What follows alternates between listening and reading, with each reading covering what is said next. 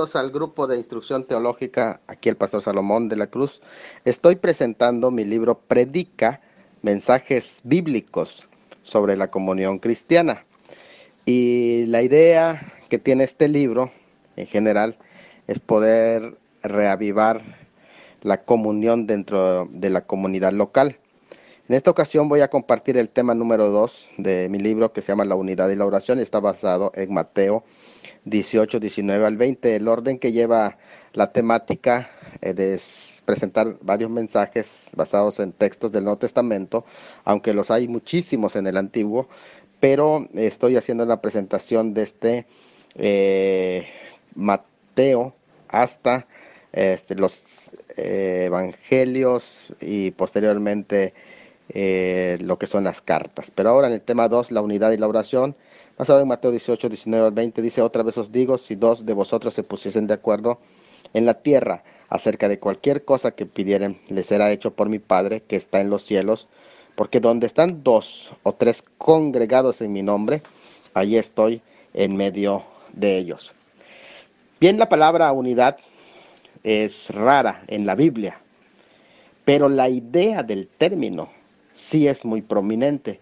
A veces nos concentramos más en el número de veces que se menciona una palabra cuando la idea está presente, como en el caso del nombre de Dios, tanto en Cantares como en el libro de Esther, que Dios está presente en toda su providencia, y aunque la mención de Dios en ciertos pasajes de Esther es hasta cierto punto un poquito eh, por allá discreto insertado, sin embargo su prominencia, su providencia está en todo. Bueno, en el Antiguo Testamento sucede lo mismo con la unidad. Da a entenderse la unidad mediante la idea de que hay un solo pueblo de Dios. Y el Salmo 133, uno que no conoce, ¿verdad? Ese salmo, que es un salmo esencial de la unidad. Y también cuando se habla de los huesos secos, en Ezequiel 37, 17, se presenta como un ejército grande. Bueno, el Nuevo Testamento se la presenta como el pueblo de Dios ya abrazando a los hombres de todas las naciones. Llama mucho la atención Efesios 2:12, donde a judíos creyentes y gentiles creyentes de ambos grupos hizo un solo pueblo. Bueno, no se trata de buena voluntad, lo que es la unidad, interés común, organización eclesiástica. Cuando hablamos de unidad, no estamos tratando de transmitir la idea de una agrupación o asociación religiosa. Es unidad de expansión a causa de.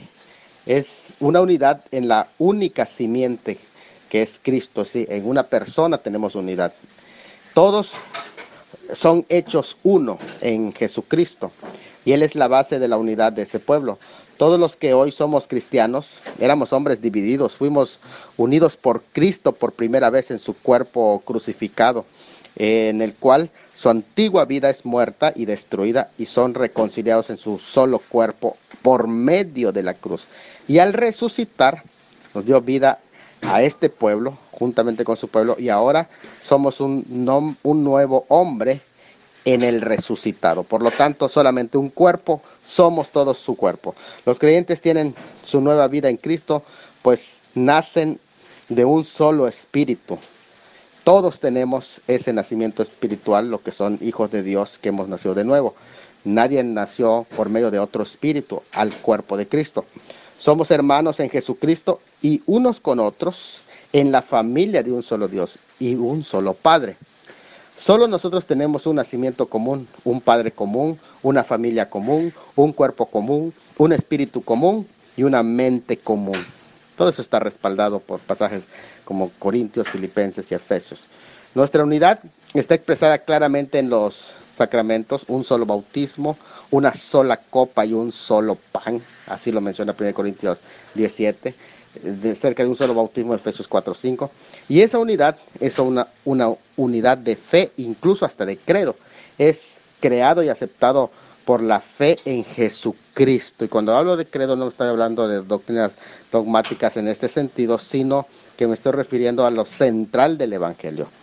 Esta unidad no es creada, protegida aceptada o puesta en vigencia por alguna institución humana o alguna organización que sea la única causante, administradora y monopolizadora de esta unidad, ni puede ser simplemente comparada con una estructura particular de la iglesia, es decir, que diga nosotros somos la iglesia. No es idéntica a la uniformidad porque incluso hay diversidad, no permite división, no excluye tampoco la variedad. Entonces la unidad se da con un complejo de elementos, pero que puede resumirse como un darse con un completo mirar a Cristo y una sujeción total al Espíritu Santo. De ahí que todos los que miran a Cristo se sujetan al Espíritu Santo, que tienen al Espíritu Santo, pertenecen a ese mismo cuerpo, automáticamente entran en esa unidad espiritual. De ahí que la verdadera unidad tiene que darse dentro de la correcta disciplina, no en una unidad física, que estamos hablando de un ecumenismo, sino espiritual, aunque no tendría nada de malo reunirse como un grupo. Esta unidad, sin embargo, tiene que reflejarse mucho más en la práctica espiritual de la oración.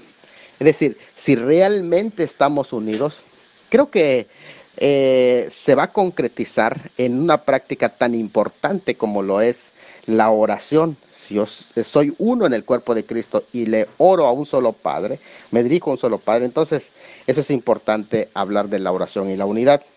¿Qué es lo que enseñó nuestro Señor Jesucristo sobre la oración y la unidad? Bueno, pues esto es lo que vamos a analizar en este pasaje que hemos citado, un pasaje que está lleno de aliento para la unión cristiana en acción y en oración. A la vez, vamos a investigar su significado verdadero para no quedar con el corazón deshecho y a veces una gran desilusión. Entonces, ¿cómo presentó Jesús la relación entre la oración y la unidad? Primero, nos vamos a dar cuenta que la unidad sí es un requisito para la oración colectiva. Aunque se habla de la oración individual, en este pasaje lo que enfatiza es la oración colectiva. En este sentido, en la oración colectiva se aterriza la relación entre la oración y la unidad o la comunión. Y cuando hablamos de que la unidad es un requisito para la oración colectiva, es que este capítulo 18 y en el versículo 19 nos dice otra vez os digo. Es interesante que en este versículo 19 comience con esta frase. El Señor aquí se está refiriendo a las asambleas en las iglesias locales, que ante la perversidad obstinada de algún hermano llega a algún último recurso de castigo, que es la excomunión. Primero, una amonestación, hay un proceso eclesiológico desde luego, después llama a otro testigo, pero en este último recurso se llama la excomunión, donde es expulsado de la comunión, no que se le prohíba asistir a la iglesia, sino a la membresía con sus privilegios. Bueno, si el Señor concede honor a las asambleas legítimas, porque aquí en la expresión otra vez os digo, no se está refiriendo en una forma particular, sino que está hablando en una forma colectiva. Y entonces se le está concediendo honor a una asamblea legítima, y esa autoridad, desde luego que es dado a uno o dos hermanos que se unen para presentar algún asunto relacionado con la comunión, ya que ellos no están solos porque el Padre está con ellos. Esa es la idea central de esta consideración. La unanimidad en la correcta aplicación de una disciplina es equivalente a la unanimidad en oración. Es decir, cuando todos concuerdan, cuando hacen precisamente ese acuerdo que también se da manifestado en la oración. La oración precede y acompaña todo el ejercicio de la disciplina eclesial, es decir, es antes, es en el momento y es aún después en todo ese proceso disciplinario, en todo ese proceso de exhortación. Así que independientemente de sea tomado como sea aplicada la disciplina, en la forma y en el sentido en cómo se entienda. Así que no se toma una decisión precipitada, sino que se le pide al Señor en oración que Él confirme si están actuando correctamente. Por lo tanto, también es imposible orar colectivamente si no se tiene un solo espíritu, si cada quien está hablando desarticuladamente de todo tipo de temas, si se está en conflictos, incluso que es lo principal que se discute en este versículo, si están peleados, si hay un desconcierto, porque aquí lo que se habla es un concierto en la oración, que un concierto es más que solamente una expresión de sonidos desarticulados, sino que hay un acuerdo. Otra vez os digo, entonces, está mostrando que hay un requisito para la oración colectiva, porque es una palabra no a una persona particular, sino a un colectivo. Entonces, por lo que es cierto que para las juntas de negocio también sí es cierto lo mismo que Dios pide para una reunión de negocios, de acuerdos, lo mismo es lo que pide para una reunión de oración, que haya acuerdos, tal como se tiene que aterrizar en acuerdos en una junta de negocios, de acuerdos, así también en una reunión de oración. Lo segundo que encontramos es en la expresión si dos de vosotros se pone de acuerdo, que la oración unida en la iglesia se da a partir del acuerdo de al menos entre dos. Esto es interesante. Los elementos que hay que tomar en cuenta, primero, aquí hay que tomar en cuenta lo que se llama el tamaño de la iglesia. 10 varones judíos, por ejemplo, era el mínimo quórum para una asamblea en la sinagoga, para atar o desatar acuerdos o mandamientos que se le llaman difíciles, pero Dios no es esclavo de números, y aquí Él no pide 10, pide 2. Entonces, ¿qué tamaño debe tener una iglesia para que pueda atar y desatar? Pues 2 creyentes pueden llevar cuestiones a Dios en oración con la seguridad de que serán oídos. Así que la oración unida en la iglesia se da a partir de un acuerdo de al menos 2, pero con 2 ya pueden llegarse a un acuerdo. Ya pueden, donde están 2 reunidos. Dios no aprueba el aislamiento, y eso es claro. De antemano, el mínimo es 2. Por lo tanto, tú no puedes estar en tu aislamiento como un llanero solitario, pero se da más aliento a la unidad en el ejercicio de la oración, precisamente en el que se pide 2 o 3. No se trata solo de orar en concierto, sino por alguna cosa definida. 2 representa el mínimo de hermanos en una comunidad y supone una decisión conjunta y una oración conjunta, pero no hay ley que limite el número de jueces o de orantes en una iglesia. En otras palabras, más de 2, de allá infinito. El número puede crecer hasta el infinito, pero no más, no mínimo o no menos de 2. En el Antiguo Testamento, los testigos deberían de ser los primeros en ejecutar el juicio de la corte, según Deuteronomio, y ahí se pide 2 o 3. Aquí en el Nuevo Testamento son los testigos los que deben ser los primeros en orar. Llama mucho la atención cómo se hacía en el Antiguo Testamento, los que ejecutaban el juicio, mínimo 2 o 3 testigos. En el Nuevo Testamento, los que presentan oración son 2 o 3. Es interesante porque la forma, el propósito de convocatoria ya en el Nuevo Testamento es todavía mayor, porque no se reúnen solo a deliberar asuntos o a juzgar, sino se reúnen a orar. Entonces, hay otra cosa, no solamente el tamaño, sino se presenta aquí la naturaleza de ese acuerdo que se da en la oración a partir de 2, no menos de 2. ¿Cuál es esa naturaleza del acuerdo? El término griego que se usa para ponerse de acuerdo es sinfonesosis. Interesante que sinfonesosis es la raíz de la palabra sinfonía, una concordancia de voces, un coro armónico. La oración entonces eclesial es una sinfonía, un acorde de voces que sube al cielo, como un canto del corazón para el rey. Se ora como quien canta y se canta como quien ora al Señor. Esta unión no puede existir en menos de 2. Eso es lo que se está enfatizando aquí. El contexto se refiere a la disciplina de la iglesia, pero cuando se aplica esto a la oración, tiene que tomarse en cuenta también la voluntad de Dios, 1 Juan 5, 14, 15, la fe, que es Santiago 1, 6, 8, y la sinceridad, Hebreos 10, 22. Entonces el contexto aquí es una reunión donde por lo menos 2 cristianos separados por algún pecado, buscan una reconciliación. Y si se da esa reconciliación, entonces ya se tiene el primer paso de victoria en la oración y en la comunidad eclesial. Por lo tanto, esto de llegar a acuerdo es tan importante y se da mínimo entre dos personas. De ahí que es imposible hacer iglesia con una sola persona, es decir, se necesita mínimo dos. El contenido de la oración que se presenta allí. Debemos tomar esta frase literalmente sin ninguna limitación. Bueno, en vista de que tantas veces dos personas o más se han puesto de acuerdo para pedir por bienestar físico, algún ser querido, conversión de su país, llegada del reino y su oración a veces no es contestada, como que no vemos respuesta inmediata. Debemos entender que esto se limita a lo que encuadra dentro de su voluntad, como lo expresa 1 Juan 5:14. Dios escucha de modo especial las oraciones no indiscriminadas, pero sí las oraciones por aquellos que nos han ofendido, como en Job 42:10. Solo cuando Job intercedió por los que le habían maltratado es que Dios le respondió. Eso nos está diciendo muchísimo.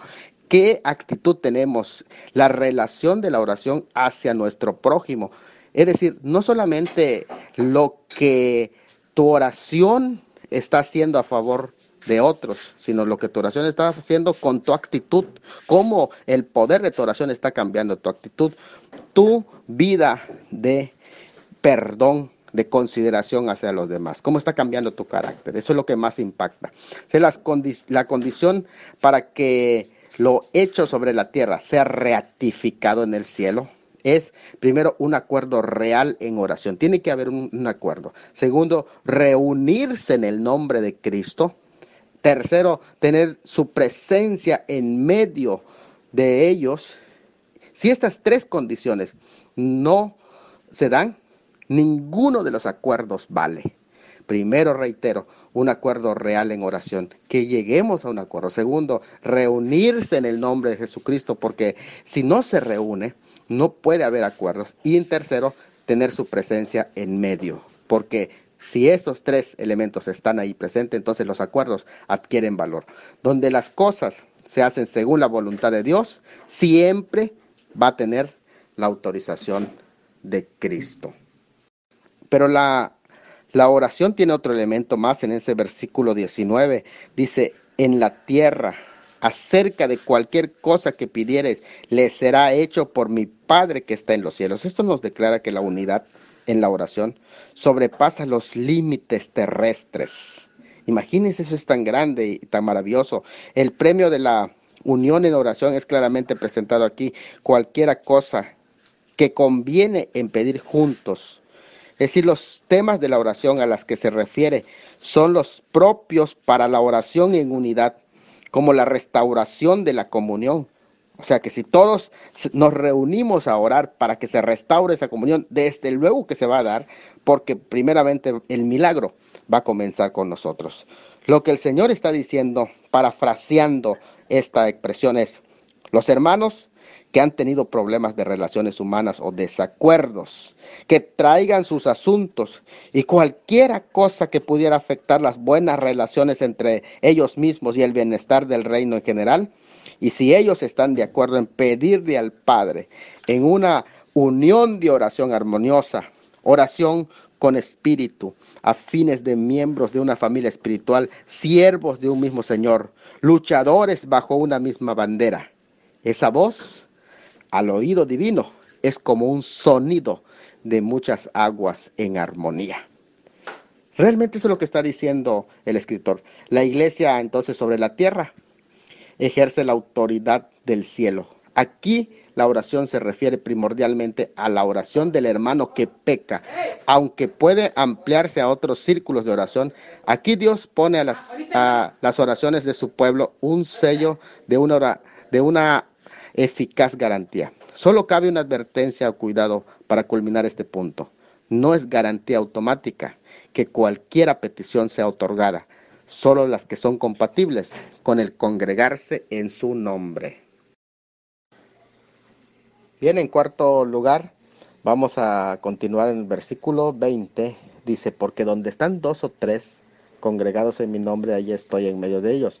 Entonces, en cuarto lugar, la unidad en el nombre de Cristo prácticamente constituye la mayoría. Lo voy a repetir porque es algo muy importante. La unidad en el nombre de Cristo constituye la mayoría, porque donde están dos o tres congregados en mi nombre, ahí estoy en medio. Uno con Dios hacen mayoría. Cuanto más dos con Dios. Por pequeño que sea la congregación reunida, no por rutina, ni con distracciones, ni con hipocresía, sino en su nombre, ahí está Cristo, de manera muy especial con ellos, para ellos y en medio de ellos. Prácticamente todo, absolutamente todo lo que hagan, pues sea adorar, sea participar en comunión, cualquier cosa que sea, todo se hace en la presencia de Cristo. Y lo que se pide en mi nombre en la tierra es hecho por mi Padre que está en los cielos. Es interesante esa expresión. Así como su nombre congrega multitud de discípulos, así, aunque solo hubiese dos o tres congregados en su nombre, Él es atraído para estar en medio de ellos. Él tiene parentesco en ambas partes. Por su pueblo en la tierra y por su Padre en los cielos, porque Él es mediador entre Dios y los hombres. Además, es vinculado por el Espíritu Santo en la oración. Así que su presencia también está ahí a través del Espíritu Santo. La oración armoniosa de su pueblo en la tierra penetra por medio de Él en el cielo. Es decir, que se une en ese momento el cielo en la tierra y la tierra en el cielo. Prácticamente Él se convierte en el conductor viviente de la oración elevada al cielo y de la contestación que desciende del cielo. Así que cuando nos reunimos dos o tres o más en su nombre, estamos trayendo a la tierra un pedazo del cielo y un pedazo de la tierra está entrando en el cielo. Donde el pueblo se reúne a orar, allí está la presencia de Cristo. No dice, allí estaré, como quien llega después. Eso llama mucho la atención, sino, allí estoy, porque ha venido mucho antes. De hecho, nos está esperando. La manada pequeña no tiene que desanimarse.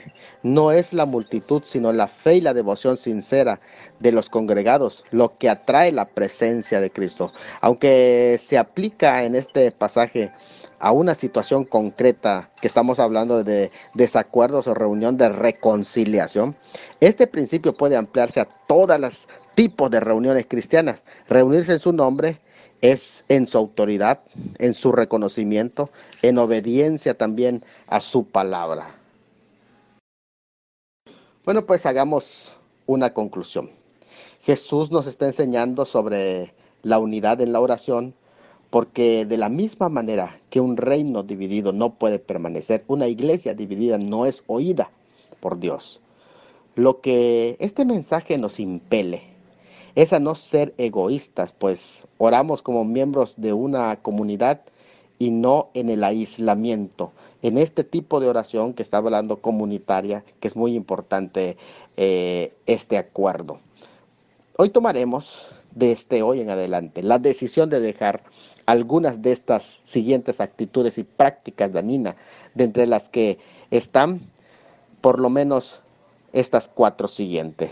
Primer práctica que tenemos que tomar la decisión hoy, después de escuchar este mensaje, a dejar. Primero, la práctica de pedir solo por tus propias oraciones. Si solo pedimos por nuestras necesidades y nuestras propias peticiones, demostraríamos egoísmo y además estaríamos transmitiendo la idea de que la necesidad de los demás no es tan importante como la mía. Y así se supondría que nuestro éxito busca el fracaso de otros, a expensa de los demás. Respóndeme a mí, Dios, no importa lo que piensen los demás en oración. No, ahora hemos entendido que es una oración comunitaria. Segundo, tenemos que también decidirnos a orar, a dejar de orar solo cuando hay multitudes. Es decir, para ser vistos. Hay quienes nunca se presentan, solo lo hacen cuando hay masas. Pero para Dios no importa el número. Si se reúnen en su nombre, cualquier reunión es de ocasión especial. Y eso pasa muchísimo ya no voy al programa de oración porque solamente llegan 2 o 3. O ya entendimos algo diferente, que con Dios está presente y somos mayoría. Luego, también tenemos que evitar la costumbre de presentar oraciones evasivas. La mayoría de nuestras oraciones son evasivas. Pedimos para ser librados de la prueba, para que no pasemos en tribulaciones, para que nos quite el dolor, para que se vaya la desilusión o de alguna situación dolorosa.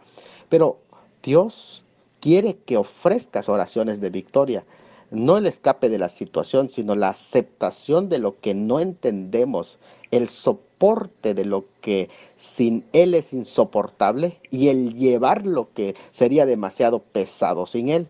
Por lo tanto, las evasivas ya vamos a evitarlas y vamos a aceptar su propósito en nuestra vida. Y en cuarto lugar, hay que evitar acostumbrarse a orar solo en grupo. Es decir, 2 esferas para pedir hoy. En primer lugar,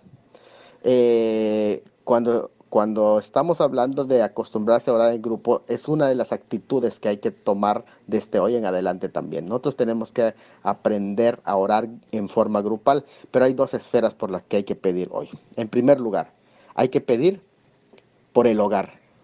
Si son 2, a lo mejor es papá y mamá, o mamá e hijo, o papá e hijo. Y si son 3, entonces son papá, mamá e hijo, o hijos. Entonces, tenemos que aprender a orar en el círculo familiar. Pero también tenemos hoy que aprender a pedir en el círculo de la iglesia. Esto nos ayuda a recordar nuestro papel como miembros del cuerpo de Cristo. No olvide que Dios está totalmente en la iglesia y está totalmente en cada persona también. Pero aquí el punto es aprender a orar comunitariamente. Por lo tanto, ese aislamiento, ese misticismo de decir, no, yo no necesito asistir a la iglesia, hoy queda desmitificado. Que Dios te bendiga. Dios les bendiga, les habla el pastor Salomón de la Cruz. Voy a presentar el tercer tema de mi libro, Predica mensajes bíblicos sobre la comunión cristiana. Este tema de la comunión cristiana se llama Principios de la verdadera amistad. Está basada en Lucas 11, versículos 5 al 8. Les dijo también, ¿quién de vosotros que tenga un amigo va a él a medianoche y le dice, amigo, préstame 3 panes, porque un amigo mío ha venido a mí de viaje y no tengo que ponerle delante? Y aquel respondiendo desde adentro le dice, no me molestes, la puerta ya está cerrada y mis niños están conmigo en cama y no puedo levantarme y dártelos. Os digo que aunque no se levante a dárselo por ser su amigo, sin embargo, por su importunidad, se levantará y le dará todo lo que necesite. Este pasaje que hemos leído, al igual que la parábola que sigue, que es la de los hijos que piden a su padre pan y pescado o huevo, en el capítulo 11, versículos 11 y 12, se refieren específicamente al tema de la oración, pues esto leemos en su contexto anterior, que es el Padre Nuestro. Prácticamente se está tratando de la oración. Y en su contexto posterior, por las aplicaciones que Jesús hace después sobre el tema mismo de la oración. Ambas parábolas ilustran la buena disposición de Dios para oír y dar respuesta a las peticiones a nosotros sus hijos. En esta parábola del amigo importuno, hallamos por lo menos las siguientes aplicaciones sobre la oración, que son que podemos orar a Dios en todo tiempo y circunstancia, por eso se habla ya que viene a Él a medianoche, que podemos confesarle nuestra necesidad, por eso dice, no tengo que ponerle enfrente, es mi necesidad. Que también nos dice sobre la oración que podemos ser específicos. Allí dice, no tengo pan en específico, fue a buscar pan. Y también que tenemos que orar por nuestros amigos. Un amigo mío ha venido a mí. Bueno, algunos piensan que también nos enseña que no debemos fatigarnos ni desalentarnos en nuestra vida de oración, sino ser insistentes, creciendo en importunidad. Bueno, Respecto a esto, los teólogos no aceptan que esta parábola enseñe la persistencia en la oración, que desde luego que es un hecho enseñado en las Escrituras, pero no es en esta parábola, sino que lo que aquí se está enfatizando es la buena disposición de Dios de cuidar de los suyos aún sin su persistencia. De hecho, la enseñanza no está en la semejanza, sino en el contraste que presenta esta parábola. Hay un contraste que es ahí en donde se enfoca. Y aprovecho el momento para descartar las posibles malas conclusiones a las que podríamos llevar si estudiamos mal enfocados esta parábola. Número uno, no está sugiriéndose en esta parábola que la única forma de conseguir respuestas sea la persistencia. No caigamos en ese error. Tampoco se enseña que Dios se irrita con nuestras frecuentes peticiones, como diciendo, me están importunando y ya me fastidiaron, se los voy a responder. No, no. Y tres, ni tampoco se está enseñando que la oración se base en la relación de amistad, sino de hijos. Entonces es algo muy importante porque aquí se está presentando nuestra relación como hijos. Entonces, no por amistad, mira, ¿sabe qué? Es mi compañero, es mi amigo, y entonces, no, tenemos que tener mucho cuidado al respecto. ¿En qué sentido está hablando esta parábola? Entonces, la enseñanza central de esta parábola es, en resumen, que si un hombre está dispuesto a ayudar a su amigo a causa de su importunidad, el contraste es cuanto más, que es el mismo argumento que es Cajal Bajomer, así se llama el argumento judío, cuanto más el Dios de toda gracia está más dispuesto a oír las oraciones de sus hijos, aún sin persistencia. El contraste es entre la actitud humana y la actitud divina, basado en cuánto más nuestro Dios que no se importuna. Entonces, la insistencia en la oración supera nuestra insensibilidad, no la de Dios. Cambia nuestro corazón, no el de Dios. Nos sensibiliza y expresa la intensidad de nuestra necesidad. Eso hace la oración. Con el presente símil del amigo importuno, nos anima a orar, pero también a lo mejor se puede aprender por implicación algunas verdades sobre la amistad, que es donde yo quiero enfocar, no el tema principal de aquí de la oración, sino enfocar cómo es que se trata el lado humano allá, en el contraste que se hace aquí con la actitud de Dios, pero aquí se presenta el lado humano y de la amistad. De hecho, tres veces aparece el término amigo y me parece que es muy interesante. Este pasaje seguramente, y puede ser, ¿no?, que esté basado en Proverbios 27:10, donde dice, no dejes a tu amigo ni al amigo de tu padre, ni vayas a la casa de tu hermano en el día de tu aflicción. Mejor es el vecino cerca que el hermano lejos. Bueno, aquí el término amigo, que es interesante saber, del griego philos, querido, amistoso, amigos, asociado, vecino, igual que en Lucas 15:9, pero en femenino aparece y aparece tres veces en este pasaje. Es la razón por la que creo que es algo muy importante. La razón es esta: muy pocas veces miramos a nuestros hermanos en la iglesia como amigos, simplemente los llamamos hermanos, compañeros, pero aún el proverbista dice que es mejor un amigo que un hermano. Así que esto nos llama mucho la atención. ¿Por qué no ver dentro de las congregaciones amigos reales? Tanto en redes sociales se tiene tantos amigos, gente que tiene seguidores, hasta más de 1000 amigos, pero ¿con cuántos de ellos realmente tiene coinonía, tiene comunión? Cuando en su iglesia local ni siquiera se relaciona por lo menos con un amigo, entonces no tiene alguien que lo ligue a su corazón. Y eso es importante porque ese es el lado humano, no estamos hablando del lado espiritual solamente, que sí lo implica, pero estamos hablando del lado de la amistad, del lado sentimental, el lado relacional, que el hombre es un ser gregario y que muchas ocasiones en el énfasis que hacemos demasiado de lo espiritual, se nos olvida que también en las congregaciones necesitamos tener amigos. Entonces, en esta parábola del amigo importuno, yo quiero presentar algunos principios que encuentro sobre la verdadera amistad. El primer principio que encuentro en este cuadro de la verdadera amistad es que los amigos verdaderos son pocos. El versículo 5 dice, ¿quién de vosotros que tenga un amigo? Oiga, como que en la narración el Señor nos está diciendo, si tienes un amigo, ya eres rico, ¿no? ¿Quién de vosotros que tenga un amigo? A ver, de todo el grupo, ¿quién realmente es considerado su amigo? ¿O simplemente es un compañero o es miembro de la misma iglesia, pero que sea realmente tu amigo? ¿Quién de vosotros que tenga un amigo? Los amigos verdaderos son pocos. No olvide que esta parábola de contraste, si hasta un amigo humano responde a la importunidad, cuánto más un Padre bueno que no duerme y se goza en oírnos responderá a nuestras oraciones, aunque parezca demorar. En la parábola, el pan es suministrado al amigo a causa de la desaprensiva persistencia del amigo.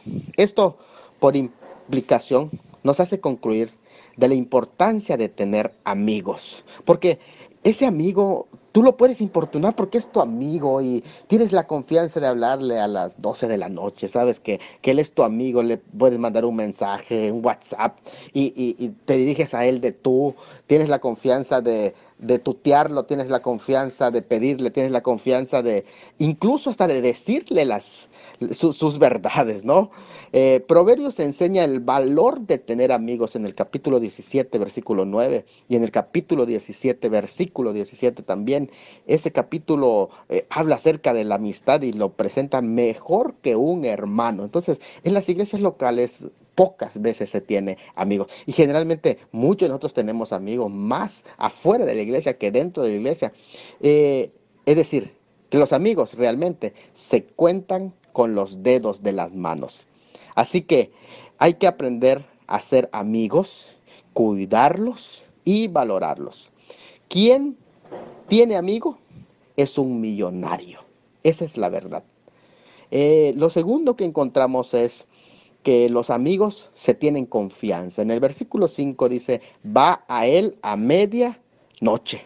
Y, y llama la atención esto porque en Medio Oriente el calor del día hace que la noche sea la mejor hora para salir de viaje, a caminar, a trasladarse a otro pueblo, a otra ciudad. Pero esa es la hora más inoportuna para hacer una visita. De hecho, el versículo 8 habla su importunidad de ese amigo, de ir a visitarlo a esa hora, medianoche, imagínate. El término aquí griego que es anaidela, que es insolencia, descaro, esa palabra que dice allá que se expresa como importunidad, anaidela, es desvergüenza, impudicia, no acepta una negativa, no se desanima por algún aparente rechazo providencial, espera el tiempo necesario, como en Éxodo 17:11. Bueno, un término sumamente descriptivo que aquí usa el Nuevo Testamento solo en este versículo, en referente a la petición de un amigo a su amigo. O sea, con él es el quien puedes importunarte, puedes hasta volverte malcriado, insolente, tener descaro.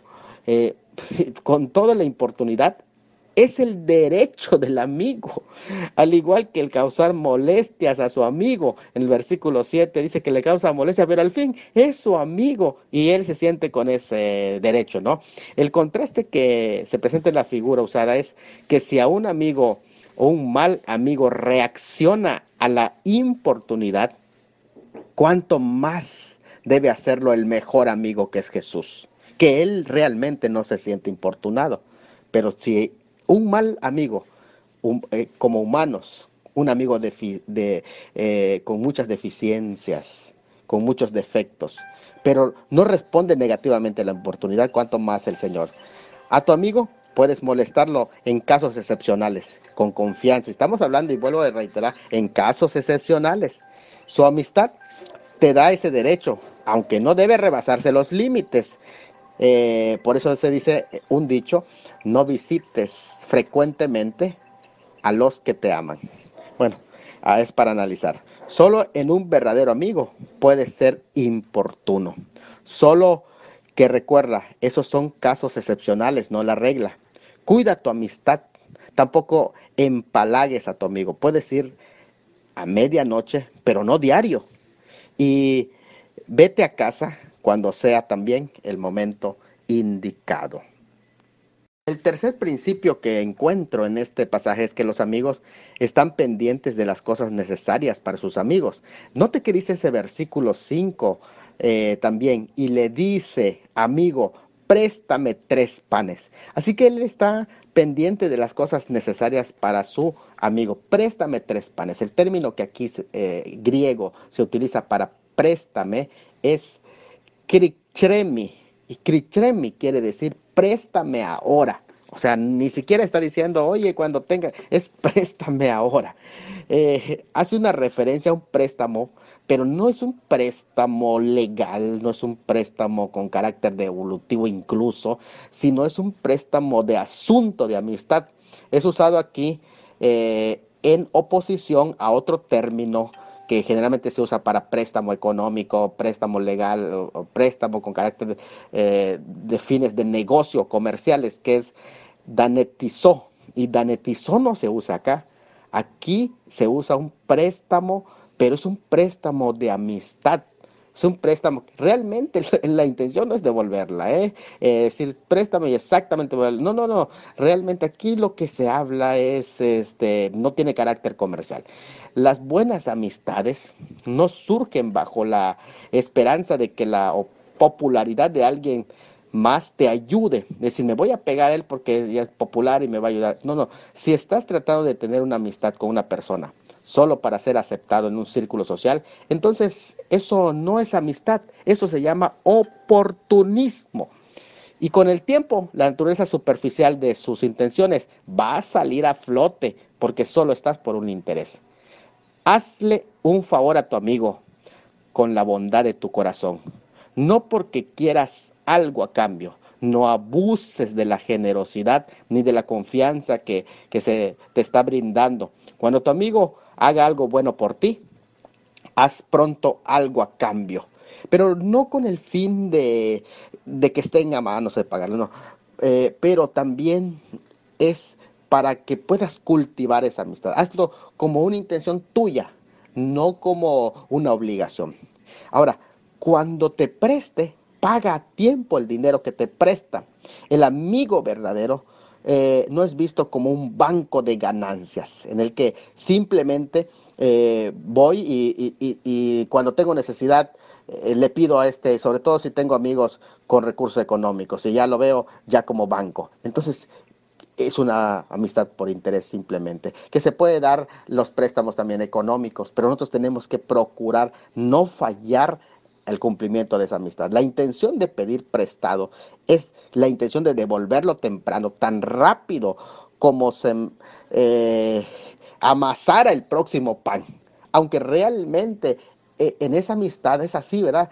Préstame ese pan, pero yo tan pronto tenga el pan y te voy a traer aún más, porque no es el carácter evolutivo de uno a uno, ¿no? Es tú me prestas uno, yo te traigo dos, pero es por amor, estoy en deuda contigo. Así se habla de algo básico y fundamental como lo es el pan, es decir, hay 3 tortas de pan al día que eran comida adecuada para una persona. Un buen amigo está pendiente de las necesidades sentidas de sus amigos y es empático. Dos principios más sobre la verdadera amistad. Está en el versículo 6, porque un amigo mío ha venido a mí de viaje y no tengo que ponerle delante. Los amigos se ayudan mutuamente. Literalmente, lo que aquí está diciendo es lo que le pondré al lado de él. No tengo lo que le pondré al lado de él para que coma, como parte del gesto de cordialidad, generosidad y de hospitalidad. Aquí miramos la hospitalidad del primer amigo como muestra y expresión de su amistad. Para un oriental, la hospitalidad es una obligación crucial, más aún de su amigo. Eh, no existían panaderías o supermercados. Las mujeres temprano, antes de que salga el sol, amasaban todo el pan que se usaría durante el día y los restos se comían en la noche. Sin embargo, habían otros que levantaban el pan y en las aldeas pequeñas sabían a quién les sobraba. Así que el pan podría ser de varios días, pero generalmente servía al huésped pan fresco sin partir como parte de la hospitalidad. Así que el amigo que golpea la puerta recibe respuesta debido a su audacia, pero también porque su honor está vinculado con honor de su amigo al que le toca la puerta de ser o no buen amigo. Así que nunca seremos mejor recibidos en la audiencia del Padre que cuando lleguemos a Él para pedirle que nos capacite para ayudar a otros. Eso llama mucho la atención. Este tipo de oración que aquí se está enseñando es atendida, ya que no nos hemos metido a este tipo de problemas o necesidades por cuenta propia, sino necesidad o descuidada propia, sino por su providencia que nos ha llevado a esta situación inesperada, es decir, Dios te lo ha enviado. El versículo 6 dice, vino a mí de viaje o inesperadamente un amigo. En ese caso, no responde de inmediato, sigamos importunando, pues lo hará en su momento correcto. La llegada de un amigo viajero había puesto en compromiso al anfitrión, porque su desesperanza estaba vacía y no podía cumplir con su deber de hospitalidad, de ayudarle. Entonces es pedir para ayudar a otros, no es pedir para ti. En este caso, la ayuda era resolver una cuestión de hospitalidad, pero cuando se trata de algo económico, de salud emocional o de un otro tipo de crisis, puede ser, no importa cuál sea la necesidad de tu amigo, puedes ayudarlo en oración. Si quieres ser buen amigo, déjale saber a tu amigo que tiene un hombro en el cual llorar durante ese momento difícil. Tu amigo se siente menos solo y será más fácil para él tratar con sus problemas. En quinto lugar, aquí se trata también de que los amigos no ponen excusa ni ponen pretexto para la amistad, como lo dice el versículo 7. Y aquel respondiendo desde adentro le dice, no me molestes, la puerta está ya cerrada, mis amigos están conmigo en cama y no puedo levantarme y dártelos. Este quinto principio que dice que los amigos no ponen excusa ni ponen pretexto para la amistad, llama muchísimo la atención porque en el versículo 7 dice, y aquel respondiendo desde adentro le dice, no me molestes. La puerta está cerrada. O tercera excusa, mis niños están conmigo en cama. No puedo levantarte y dártelos. Llama la atención porque en Medio Oriente por la mañana se abrían las puertas de las casas y no se cerraban en todo el día, se mantenían abiertos. Pero una vez cerrada la puerta, era señal de que no se debe molestar, salvo casos de gran necesidad. Los niños dormían en esteras en el piso de la vivienda de una sola habitación que no estaba en cuarterías. Era una molestia correr la vara pesada que se ponía entre anillos fijados a la puerta y haría un ruido que los despertaría, un chillido. Las casas de los pobres no contaban más que con una sola habitación, con un ventanuco para ventilar. El suelo era de tierra apisonada, cubierta con cañas o paja. La habitación estaba dividida en dos partes, no mediante una pared, sino mediante una especie de plataforma, es decir, solamente un escalón. Dos terceras partes estaban al nivel del suelo y el otro tercio, un poquito elevado, donde estaba el brasero encendido toda la noche, alrededor del cual dormía la familia, no en camas, sino en esterillas.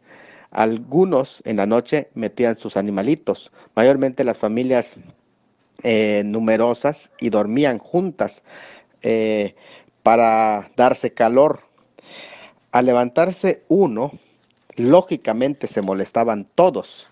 Así que los golpes repetidos despertarían a los niños de todos modos. Por tanto, abrir la puerta, ya cuando se abre la puerta todos estaban despiertos y daría, ya entonces se le daría a la persona lo que él pidiera. Con todo este contexto, vemos lo difícil que era ayudar a su amigo y aún así lo hacía. Y si eres un buen amigo, las personas también querrán ser buenos amigos contigo. Entonces, tu meta debería de ser, yo voy a ser un buen amigo. Reconoce los momentos cuando debes hacer un esfuerzo para ayudar a un amigo y reconoce que esto hará que la amistad crezca. En último lugar, en el versículo 8, aparece un principio más con la frase: os digo que aunque no se levante a dárselo por ser su amigo, sin embargo por la importunidad se levantará y le dará todo lo que necesite. En otras palabras, los amigos en realidad se soportan. La importunidad o puede referirse al amigo que llama a la puerta o al padre de familia que teme a ser humillado por su informe negativo acerca de la hospitalidad, que diga no, es un mal amigo, mal hospitalario. Pero entre amigos se soportan todo. Se soporta la importunidad, se soporta el mal carácter, se soporta el mal día, se soportan las malas decisiones, se soportan las frustraciones y otros más. Para que tu amistad prospere, no debes intentar cambiar a tu amigo o intentar que vea el mundo desde tu propia perspectiva y que sea igual a ti, ya que siempre la mayoría de las personas quieren que sus amigos sean como ellos quieren incluso hasta se caen en manipuladores para hacer que sean igual que ellos. No, debes apreciar la perspectiva distinta de tu amigo que él te puede brindar, en vez de querer que tu amigo vea todo desde tu punto de vista, y entonces tal vez lo que estás buscando no es un amigo, sino un cómplice. Entonces aquí tenemos algo muy interesante. Vamos pues a dar en el siguiente audio la conclusión de este mensaje que habla acerca de la verdadera amistad. Con la reiteración del término filos, amigo, en la parábola, eh, donde constantemente aparece en el versículo 5, dice: ¿quién de vosotros que tenga un amigo? Que le dice: amigo, préstame. El versículo 5, y un amigo ha venido a mí. Y es interesante que nos impele a la necesidad de la amistad, de la conservación de esa amistad, incluso su restauración en casos donde se requiera restaurar la amistad. En una comunidad de fe, siempre nosotros tenemos que enfocar el aspecto de la amistad. Hagamos amigos reales, no tan solamente amigos virtuales.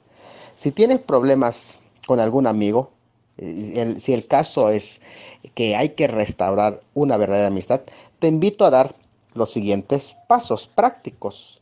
Primero, conversa primero con Dios antes de ir con el chisme a otro amigo. Segundo, da el primer paso para solucionarlo, sin importar quién inició todo. Eso nos lleva al análisis de Mateo 5, 23 y 24. También fija una fecha para una reunión personal con él, un lugar, un momento correcto, lo más pronto, antes que la herida se inflame, cuando puedes atender. Cuarto, en la conferencia o reunión de paz que vas a hacer, usa más el oído que la voz. Eso es importante. Usa más el oído que la voz. Comienza con la compasión y no con soluciones. Vuelvo a reiterar este punto, que sería prácticamente el quinto paso. Comienza con la compasión y no buscando soluciones. Sexto paso, permite que se desahoguen sin ponerte a la defensiva.